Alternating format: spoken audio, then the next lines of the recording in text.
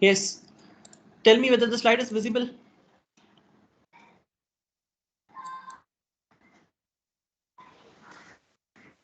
No, sir, the slide is not visible. Now? Is it okay now? Not yet, sir.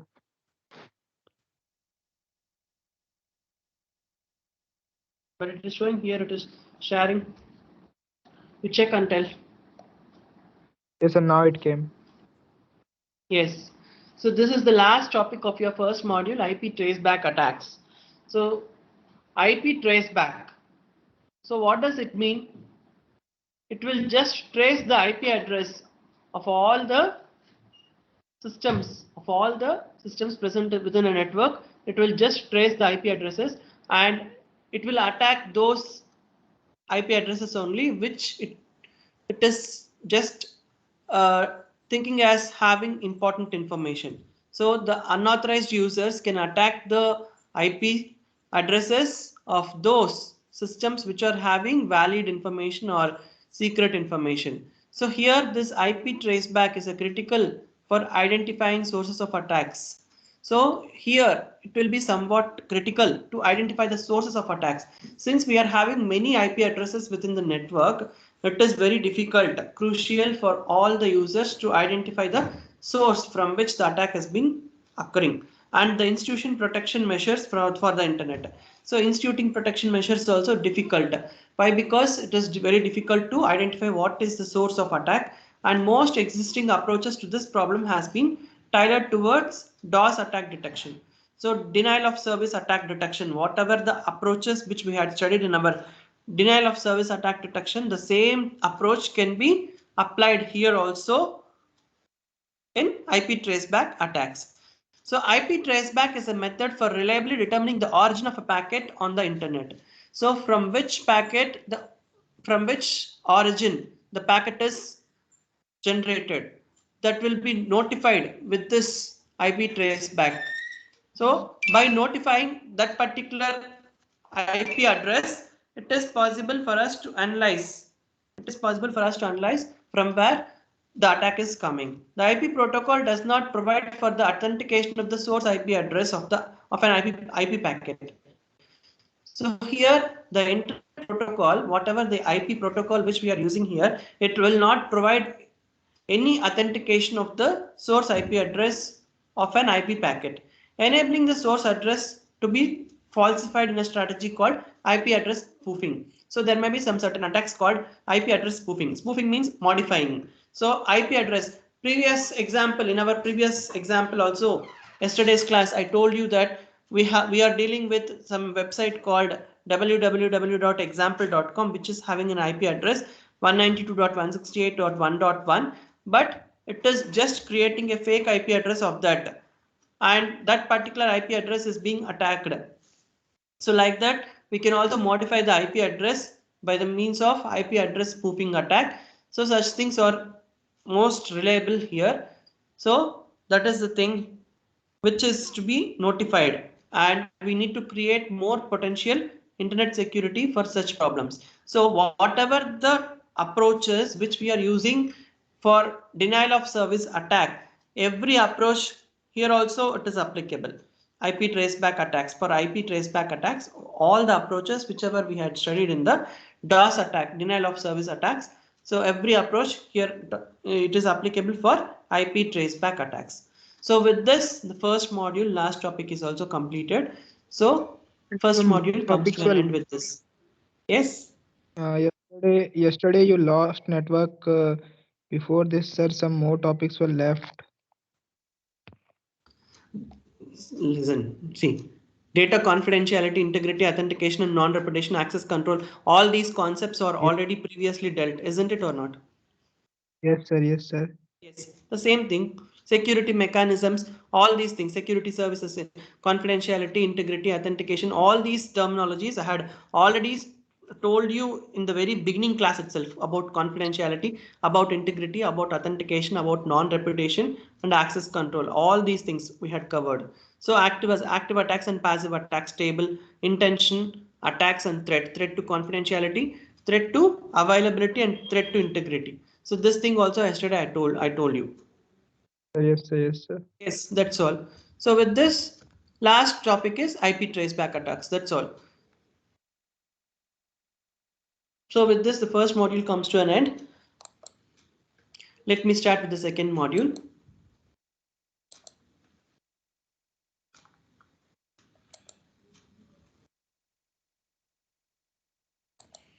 Is the slide visible? Yes, sir. Yes, sir. Module 2 is real-time communication security. So how to provide real-time security during communication.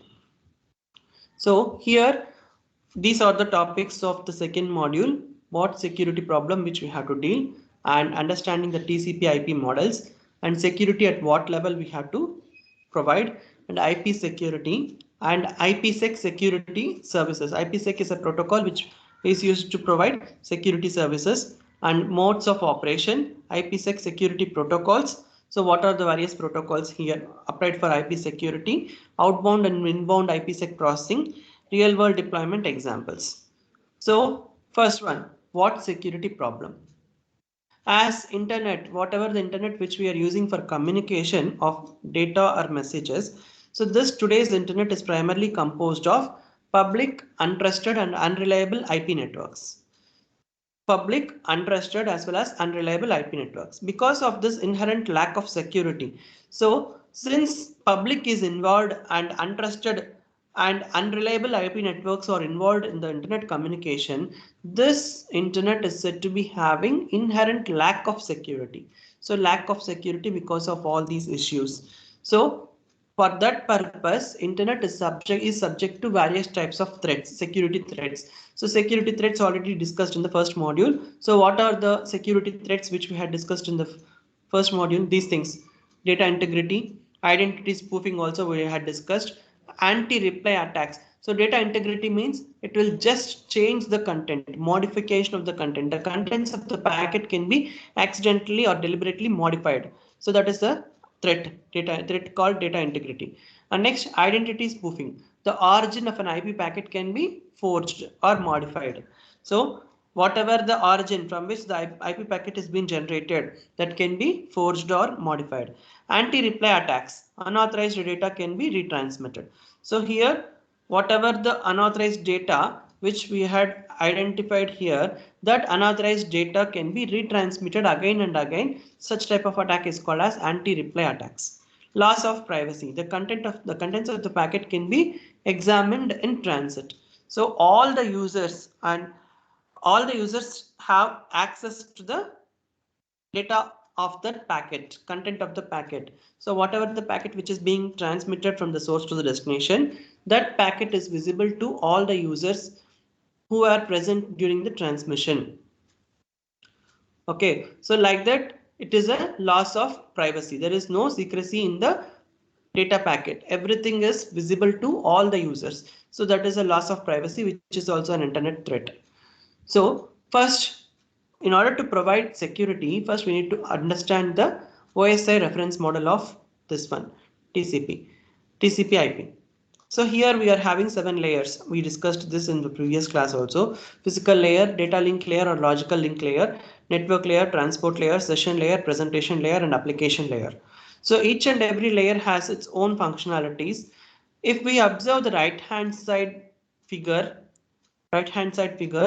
the application layer, presentation layer, and session layer, all the three is an integration of various applications like different protocols: HTTP, SMTP, FTP, DNS, SNMP, and NFS. So HTTP stands for Hypertext Transmission Protocol, SMTP stands for Simple Mail Transfer Protocol, FTP stands for File Transfer Protocol, DNS stands for Domain Name Service, SNMP stands for Simple Network Management Protocol, and NFS stands for Network File System.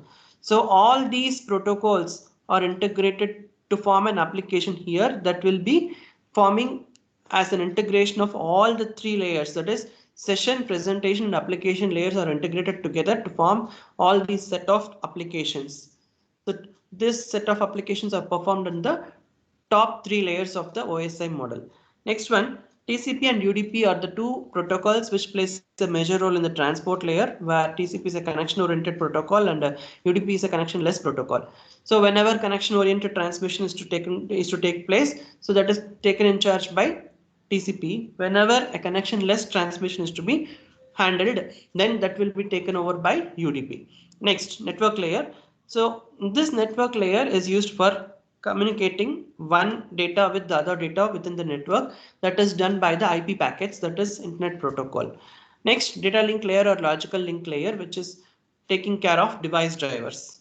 All the device drivers are taken care by the logical link layer or data link layer. Physical layer, last layer, that is the network adaptation layer. So here the type of data, what is to be transmitted, either it may be bits, everything is taken care by the network adapter here in the physical layer. So next, understanding TCP IP. So encapsulation of data for network delivery. So how to encapsulate our data which is used for network delivery. So see here, original message is present in the application layer. So that original message is passed on to, when it passed on to the transport layer, TCP UDP will be taking in charge. Whether it is connection oriented, then it will take TCP. If it is connectionless, it will take UDP. Next, during the transport layer also, header will be there. And next, during the network layer, IP protocol will take the in charge and header 2 will be there. Next, data link layer, data and header. So data link layer, what it will do, in the previous slide I told you what is the purpose of data link layer, device driver.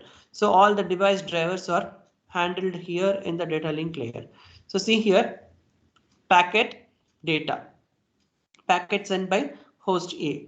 So one packet is sent here, that is taken care by the data link layer. In the same way, network and data link layer interchange the data among themselves. Packets received by intermediary router. So whatever the router it may be, the router transmits with the data link layer. See here, the connection is established between data link layer of one system with other system. So this data link layer is acting as a mediator between the sender and the receiver, such that whatever the information is which is received by the data link layer, that information is exchanged with the network layer, and this network layer which is having the IP protocol facility, it will just integrate the IP version of that particular protocol with that particular data which is sent to the network layer, and it will just reply back with the IP security. Next, decapsulation of data from network delivery. So quite opposite of the previous one is the decapsulation. So encapsulation and decapsulation. So see here, at all the various layers are discussed here: application layer, PGP, Kerberos, SSH, etc. So all these protocols plays a major role here. Transport layer security, IP network layer, IP security, data link layer, hardware encryption. So all these are the security issues at various levels. Security at what level? So security at the data link layer level is taken care by hardware encryption. Security at the network layer level is taken care by IP security. Security at the transport layer level will be taken care by transport layer security. Application layer level security is taken care by PGP, that is Pretty Good Privacy Protocol, Kerberos, and SSH, Secure Socket Host. So these are the various security measures at the various levels of the OSI model. Next, first one is security at the application layer. So how to take care of security at the application layer? We discussed about PGP. PGP is a pretty good privacy protocol, and Kerberos, SSH, etc. These are the various application protocols which we are using in the application layer, implemented in hosts. And advantages here is extends application without involving operating system. So whatever the protocols which we are using in the application layer, these protocols will perform the operation without the involvement of operating system. Application can understand the data and can provide the appropriate security. So here the application by itself can understand the data and can provide the appropriate security without the involvement of the operating system. So next, disadvantages. Security mechanisms have to be designed independently of each application. So here, these security mechanisms have to be designed independently for each application. For each and every application, we need to design a security mechanism independently. So that is the major disadvantage. That means that PGP has its own security mechanism, Kerberos has its own security mechanism, SSH has its own security mechanism. So like that, FTP will be having its own security mechanism, SNMP will be having its own security mechanism, SMTP will also be having its own security mechanism. So like that, each and every protocol or application which is used in the application layer will be having its own security mechanisms, which is to be performed or designed independently for each application. Next, security at the transport layer, that is transport layer security implemented in NHOS. So advantages of this is existing applications get security seamlessly. Means ultimate or full security is ensured here for all the applications. So that is the major advantage with transport layer security, and disadvantages protocol specific. So this transport layer security, as the transport layer is concerned with two protocols, TCP and UDP, protocol specific advantages will be provided. That means if it is a connection oriented protocol TCP, then TCP oriented services are being delivered. Next, if it is a connection less protocol UDP, then connection less services delivered. So that is the disadvantage here. Protocol specific services are provided here. That is why it is a disadvantage here. Next, security at network layer, which is taken care by IP protocol. That is why it is called as IP security, IPsec. So advantages: provides seamless security, means ultimate security, high level security to the application and transport layers. So whatever the application and transport layers which are present on the top layers of the OSI model, so this IP security will be providing full security to the application as well as the transport layers. And next, allows per flow or per connection. So this security will be ensured for per flow. That means whatever the data which is transmitted per flow. So from one system to the other system in the network, or per connection. So from one connection to another connection in the network. So either it may be from one system to another system, or it may be from one connection to another connection. Security, and thus allows for every fine-grained security control. So that is ensured by every fine-grained security control. So next, disadvantage of IP security is more difficult to exercise on per user basis on a multi-user machine, since it is concentrating on per flow or per connection security. So it is very difficult to exercise on per user basis, as we are operating it in a multi-user system. Since we are operating with a multi-user system, it is very difficult for us to exercise it on a per user basis. How many data are being transmitted per user? How many data are being received by per user? So like that, it is difficult to determine. So that is the disadvantage here. Next one. Security at the data link layer, that is hardware encryption. It is taken care by the hardware encryption. Need a dedicated link between hosts and routers.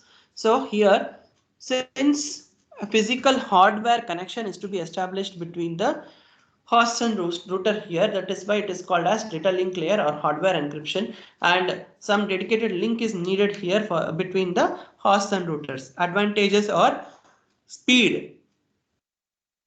Since there is a physical connection between the devices here, the speed will be very high. And disadvantages is not scalable. Not scalable means the data is not up to a scale. That means up to a level. Next, need dedicated links. Surely dedicated links are needed, without which the data transmission doesn't take place. So that is the disadvantage here. Next, IP security. So IP security, IPsec is a framework which is used for data transmission in network layer. So it is a framework of open standards developed by IETF. IETF means Internet Engineering Task Force. So this is the organization, IETF organization, who invented the IPsec framework. So here this creates a secure, authenticated, reliable communication over IP networks.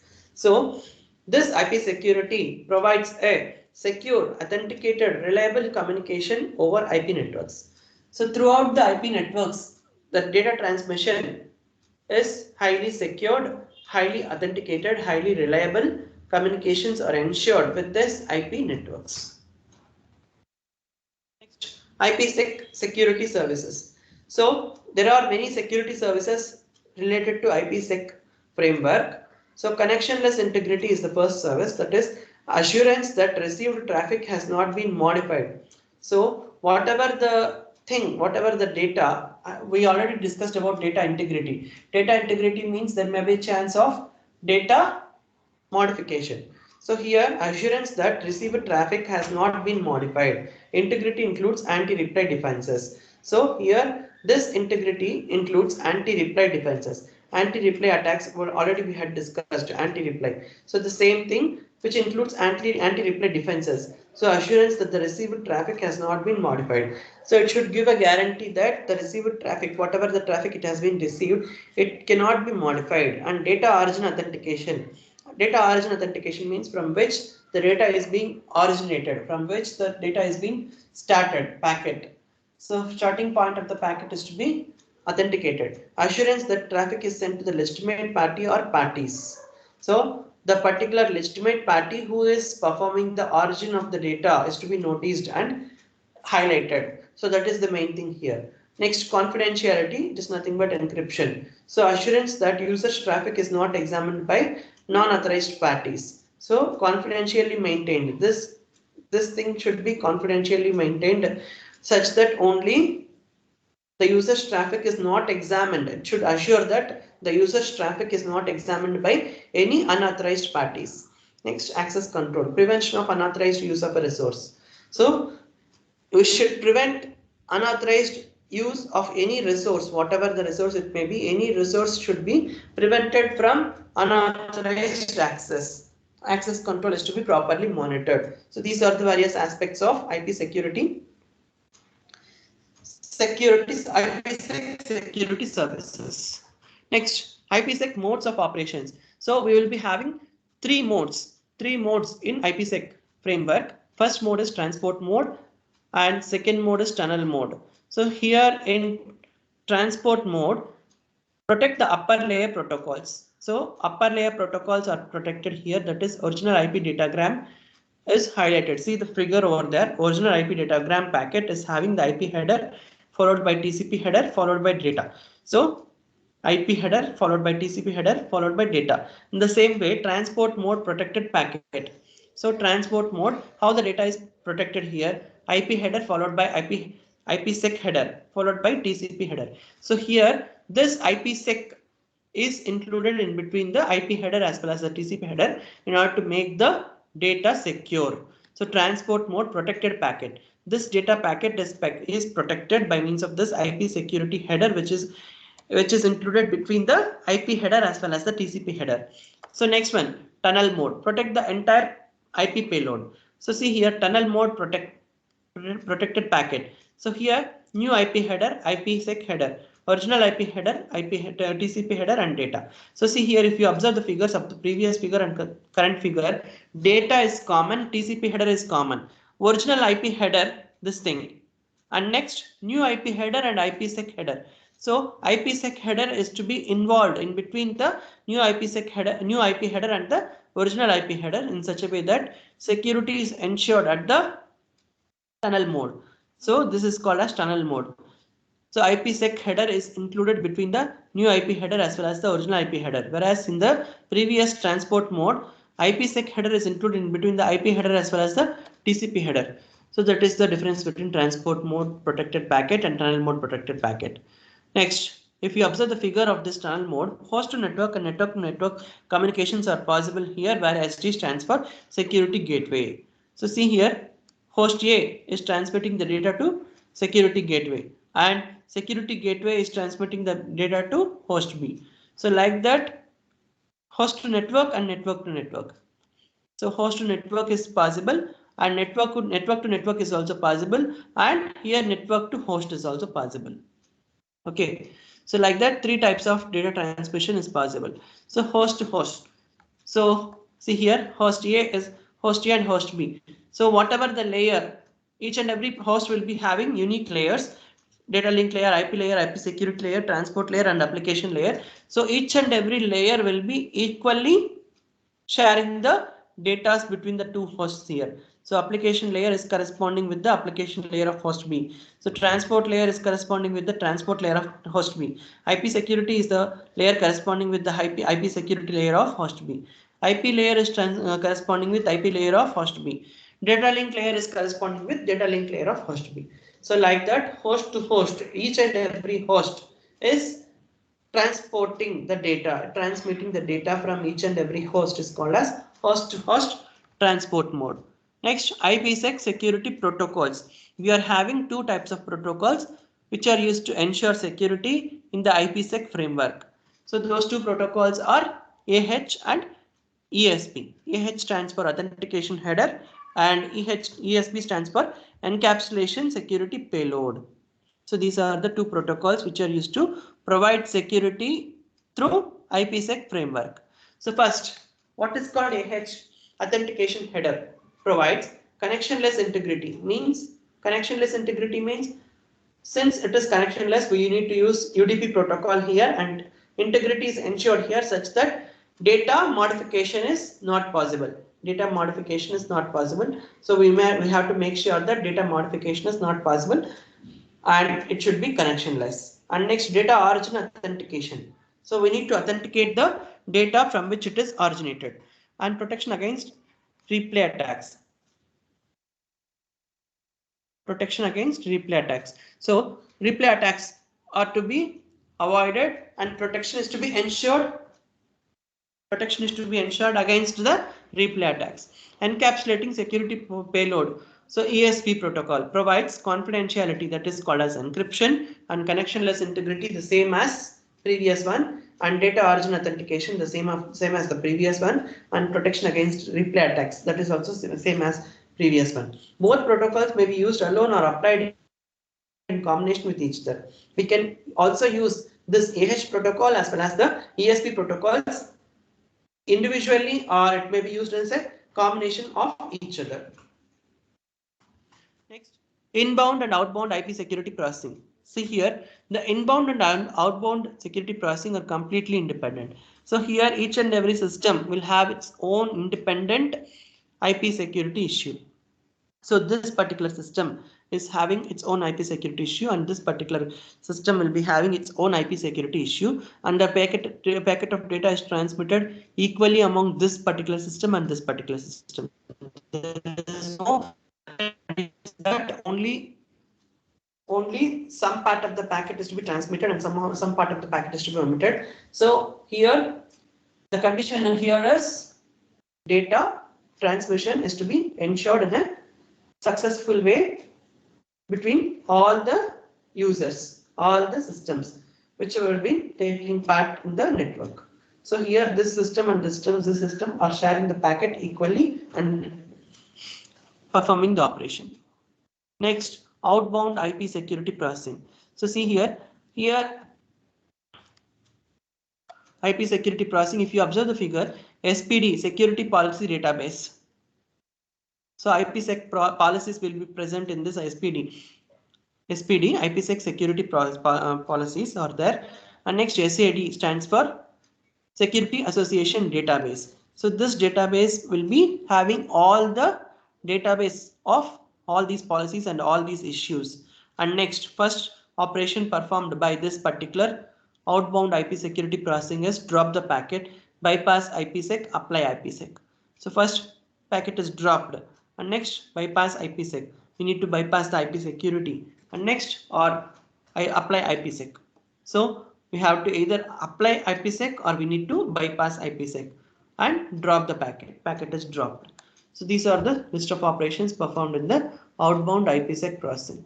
Next, inbound IPsec processing is this figure. So quite opposite of the previous figure is this figure. So see here we are having packet as well as this SPD and SAD, whereas here only packet and SPD are playing a major role here. If IPsec header exists, headers are processed and SPD is consulted to determine if the packet can be admitted based on the SA in. So SA out means here it will drop out the packets. it will bypass the IP security and it will apply the IP security here. That is the output of SCA out here. Whereas SAN means here SPD is security policy database, which is consulted to determine if the packet can be admitted based on the SCA, that is security association input. Security association input based on the security association input. Last one, inbound IP security processing. If IP security headers are absent, so what if IP security headers are not there? So SPD, security policy database, is consulted to determine the type of the service to afford this packet. So whatever the type of the service which is offering this packet is notified, and it is consulted to determine the type of the service to afford this packet. If certain traffic is required to be IPsec protected and it must be dropped. So whether it must be dropped or not, we have to decide it, and we have to apply the IPsec protocol in a protected way, in a protected manner. Next, real world examples are VPNs, virtual private networks, which are using the internet for performing the encryption and authentication of data with the security gateways. And next, wireless network transmissions among the network and wireless systems. So these are the two real-time examples of this. So with this IPsec, up to IPsec, the content is over. Okay, we'll discuss the remaining concepts in the next class.